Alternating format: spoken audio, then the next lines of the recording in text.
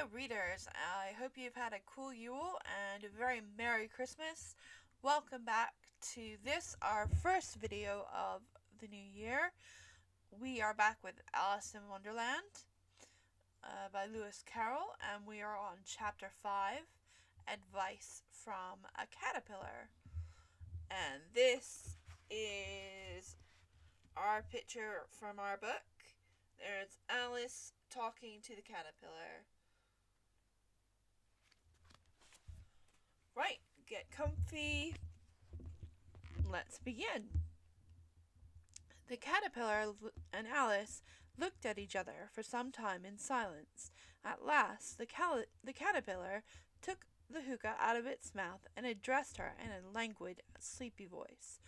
"Who are you?" said the caterpillar.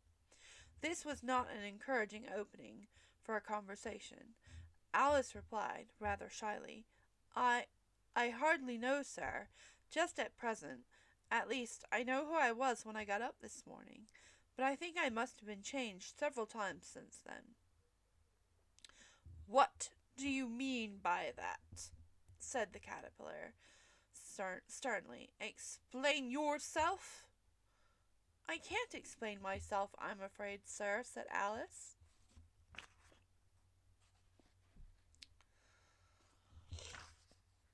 "Because I'm not myself, you see." "I do not see," said the caterpillar. "I'm afraid I can't put it any more clearly," Alice replied very politely, "for I can't understand it myself, to begin with, and being so many different sizes in a day is confusing." "It isn't," said the caterpillar. "Well, perhaps you haven't found it so yet," said Alice, "but when you have to turn into a chrysalis, and someday you will, you know,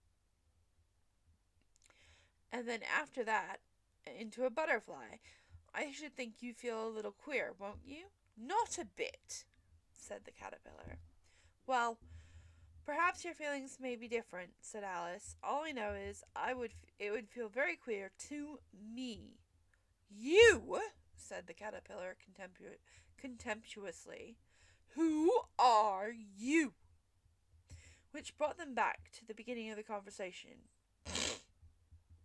Alice felt a little irritated at the caterpillar making such very short remarks, and she drew herself up and said gravely, "I should think you ought to tell me who you are first."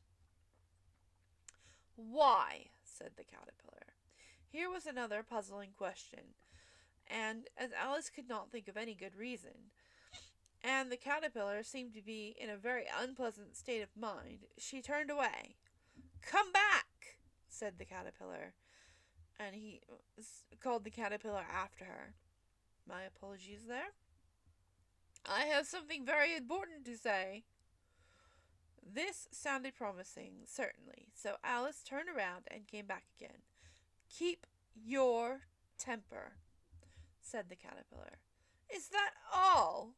said Alice, swallowing down her anger as well as she could. "No," said the caterpillar. And Alice thought she might as well wait, as she had nothing else to do, and perhaps, after all, it might tell her something worth hearing.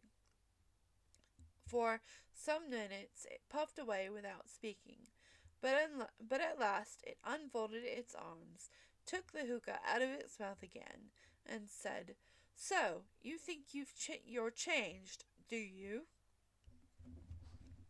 "I'm afraid so, sir," said Alice. "I can't remember things as I used to, and I don't keep the same size for more than 10 minutes together." "Can't remember what things?" said the caterpillar. "Well, I've tried to say, 'How doth the little busy bee?' but it came out different," replied Alice in a very melancholy voice. "Repeat, 'You are old, Father William,'" said the caterpillar. Alice folded her hands and began. "You are old, Father William," the young man said, "and your hair has become very white. And yet you incessantly stand on your head. Do you think at your age it is right?" "In my youth," Father William replied to his son, I I feared it might injure the brain, but now that I am perfectly sure I have none, why, I do it again and again." "You are old," said the youth, "as I mentioned before, and have grown most uncommonly fat. Yet you turn a back somersault in at the door. Pray, what is the reason for that?" "In my youth," said the sage, as he shook his grey locks, "I kept all my limbs very supple, by the use of his ointment, 1 shilling a box. Allow me to sell you a couple." "You are old," said the youth, "and your jaws are too weak for anything tougher than suet. Yet you finished the goose with the bones and the beak. Pray, how did you manage to do it?" "In my youth," said his father, "I took to the law, and argued each case with my wife, and the muscular strength which it gave my jaw has lasted me the rest of my life." "You are old," said the youth, "and one would barely suppose that your eye was as steady as ever, and yet you balance an eel on the end of your nose. What made you so awfully clever?" "I have answered questions 3, and that is enough," said his father. "Don't give yourself airs. Do you think I can listen all day to such stuff? Be off, or I'll kick you downstairs."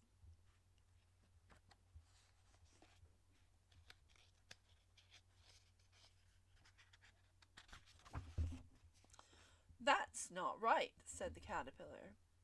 "Not quite, I'm afraid," said Alice timidly. "Some of the words have gotten altered." "It is wrong from beginning to end," said the caterpillar decidedly, and there was silence for some minutes. The caterpillar was the first to speak. "What size do you want to be?" it asked. "Oh, I'm not particular as to size," Alice hastily replied. "Only one doesn't like changing so often, you know." "I don't know," said the caterpillar. Alice said nothing, as she had never been so much contradicted in all her life before that she felt she was losing her temper. "Are you content now?" said the caterpillar. "Well, I should like to be a little larger, sir, if you wouldn't mind," said Alice. "3 inches is such a wretched height to be." "It is a very good height indeed," said the caterpillar angrily, rearing itself upright as it spoke. It was exactly 3 inches high. "But I'm not used to it," pleaded poor Alice in a piteous tone, and she thought to herself, "I wish creatures wouldn't be so easily offended." "You'll get used to it in time," said the caterpillar, and put its hookah into its mouth and began to smoke again. This time Alice waited patiently until it chose to speak again. In a minute or two, the caterpillar took the hookah out of its mouth, yawned once or twice, and shook itself. Then it got down off the mushroom and crawled away, merely remarking as it went, "One side will make you grow taller, the other will make you grow shorter." "One side of what? The other side of what?" thought Alice to herself. "Of the mushroom," said the caterpillar, as if she had just asked it aloud, and in another moment it was out of sight. Alice remained looking thoughtful at the mushroom for a moment, trying to make out which of the two sides of it were which were the two sides of it, and as it was perfectly round, she found this very difficult question. However, at last she stretched out her arms around it as far as they would go, and broke off a bit of the edge in each hand. "Now, which is which?" she said to herself. She nibbled a little on the right-hand bit to try the effect. The next moment she felt a violent blow underneath her chin, and as it had struck her foot. She was a great deal frightened by this very sudden change, but she felt there was no time to be lost, as as she was shrinking rapidly. So she set to work at once to eat some of the other bit. Her chin was pressed so closely against her foot that there was hardly any room to open her mouth. But at last she did it, and managed to swallow a morsel of the left-hand bit. "Come, my head's free at last," said Alice in a tone of delight, which changed to alarm in another moment, when she found her shoulders were nowhere to be found, and all she could see, when she looked down, was an immense length of neck, which seems to rise like a stalk out of a sea of green leaves that lay far below her. "What can all that green stuff be?" said Alice. "And where have my shoulders got to? Oh, my poor hands, how is it that I can't see you?" She was moving them about as she spoke, but no result seemed to follow, except a little shaking among the distant green leaves, and there seemed to be no chance of getting her hands up to her head. She tried to get her head down to them, and was delighted to find that her neck would bend about easily in any direction like a serpent. She had just succeeded in curving it down to a graceful zigzag, and was going to dive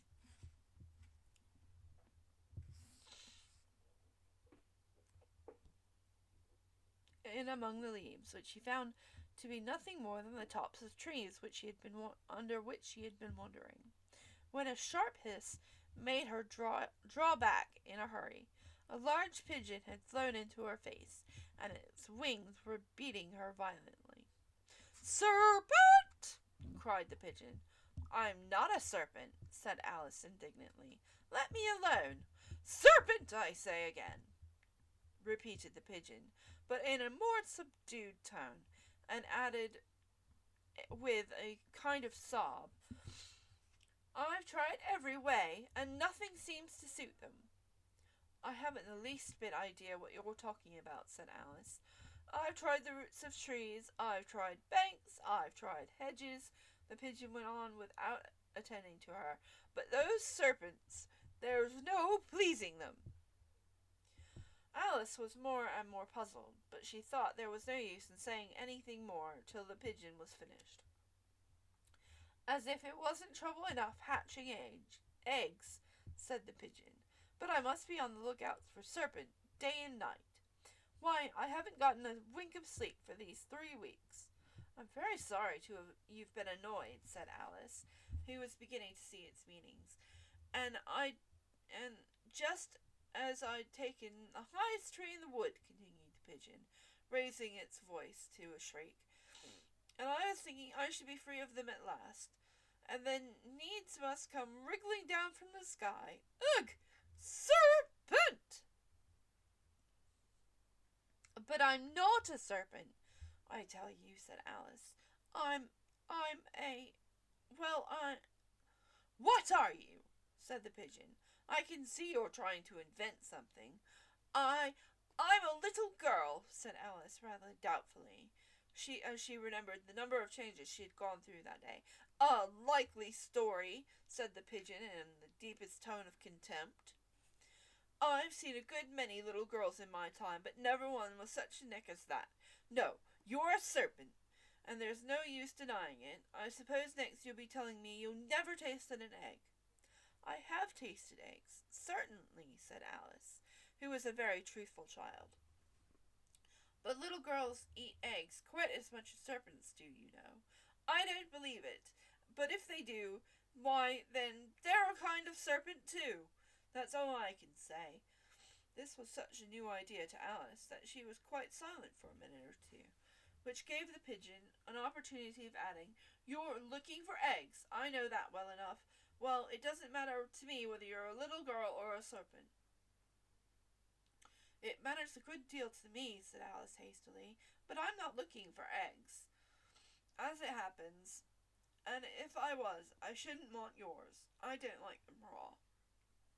"Well, be off then," said the pigeon in a sulky tone, as it settled down again on its nest. Alice crouched down among the trees as well as she could, for her neck kept getting entangled among the branches. every now and then, and she had to stop to untwist it. After a while, she remembered that she still held little pieces of mushroom in her hands, and she set to working very carefully, nibbling first one and then the other, and growing sometimes taller and sometimes shorter, until she had succeeded in bringing herself down to her usual height. It was so long since she had been anywhere near the right size that it felt quite strange at first. But then she got used to it in a few minutes and began talking to herself as usual. Come, there's half my plan done now. How puzzling all these changes are. I'm never sure what I'm going to be from one minute to the other. However, I've got back to my right size, and the next thing to do is to get into that beautiful garden. How is that done? How is that to be done, I wonder? Uh, as she said this, she came suddenly upon an open place, with a little white house in it, about 4 feet high. Whoever lives there, thought Alice. It'll never do to come upon them this size. Why, I should frighten them out of their wits. And so she began nibbling at the right-hand bit again, and did not venture to go near the house until she had brought herself down to 9 inches high. And that is the end of chapter 5, and I will see you again next time to continue our journey. Hope you've enjoyed it. See you soon. Keep reading.